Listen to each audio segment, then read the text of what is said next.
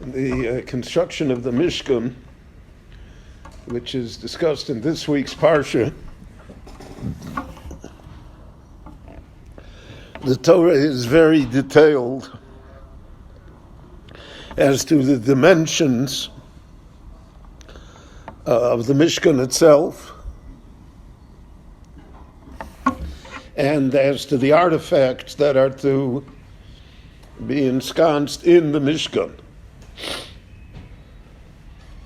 And the Mishkan, for the next four parshas almost, occupies a great deal of the subject matter of the Torah, something which has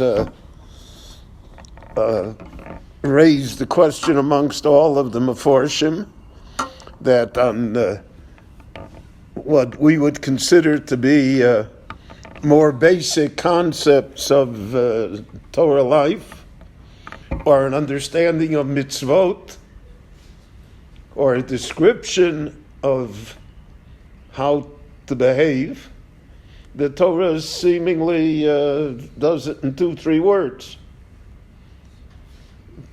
Doesn't spend a great deal of time. We all know that, for instance, the laws of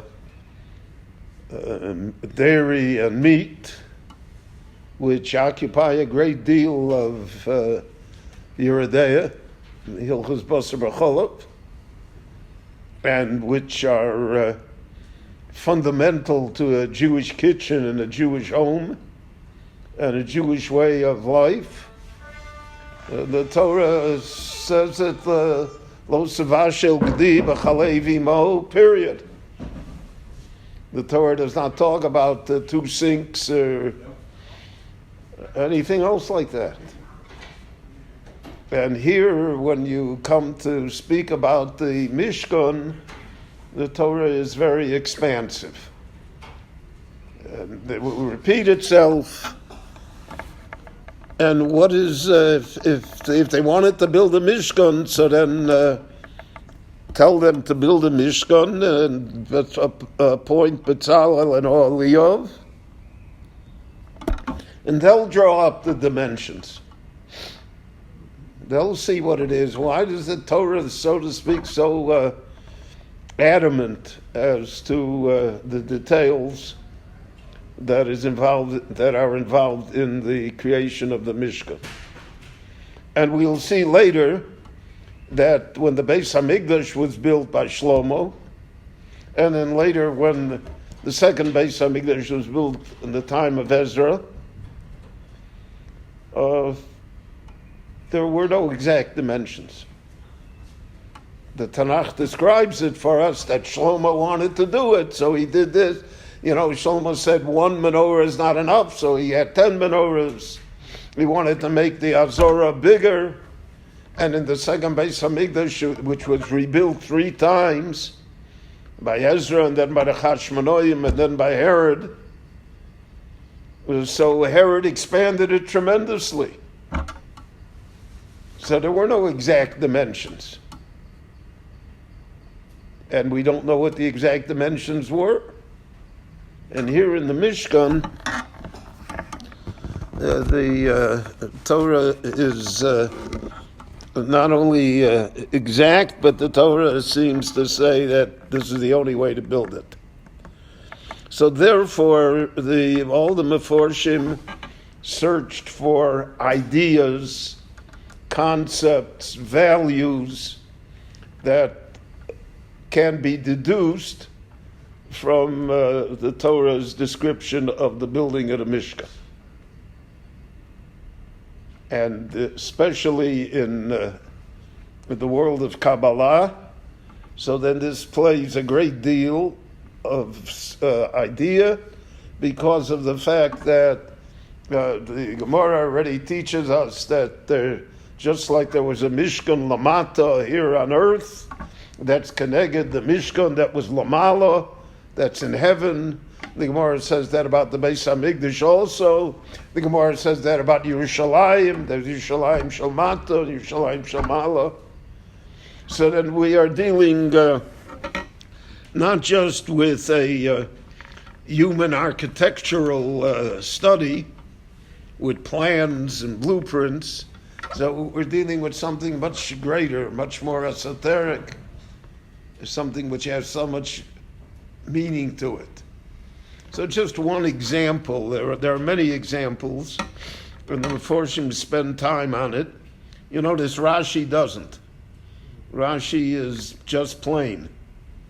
He just describes exactly what the Torah says, and he does not give it any supernatural quality, so to speak. So there are two points that I would make here tonight. First of all, the Mishkan was a very small structure. We're talking about 600,000 men between the age of 20 and 60, which is probably a population of a few million people.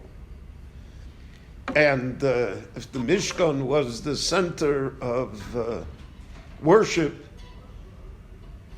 so then, you would need, I saw in the news now, the President of the United States spoke in India. He spoke at a stadium at 120,000 seats. Well, so the Mishkan should be able to hold, you got Shishim Ribo here. And here you build it's a small tent. It's certainly smaller than many of the homes that Jews have today. So the Gemara says, Mu'at amachzigas amaruba. Here we learn a rule that size is important, size matters, but it's not size. That a small area can contain many. And Rashi will say that later in the Torah, where it says, Vayakel Moshe es kol ha'am, he's bringing them all to the Mishkan. So how do they all fit in? And that's the idea regarding the Beis HaMikdash. Omdim tzfufim mishtachvim revochim. When it comes to bow down, there was plenty of room for everybody. So there is this idea of humility. That if you want to make room for somebody else, there's always room. Somehow. Even though you think there is no room. But somehow there's room. And the Gemara says that regarding Eretz Yisrael. It's called Eretz Hatzvi. Not because we have wild antelope roaming, which we do, but it's because the hide of the deer is elastic. It can be stretched to 5, 6, 7 times the actual original size. So Eretz Yisrael is elastic. It's mu'at amachzigas amaruba. And we're living witness to that.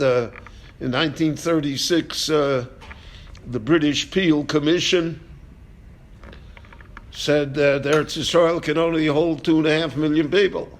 Jews, Arabs, everybody, together.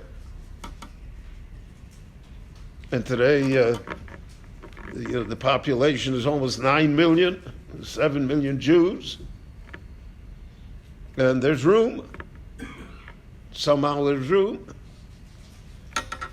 So by building the Mishkan small, so to speak, instead of building a 120,000 seat stadium, the Torah was teaching us that lesson. That if you have room for somebody else, then the somebody else will fit, will exist. And it's that way in families. It's that way in the communities. How do you feel about somebody else? One of the great challenges in life is what we call turf.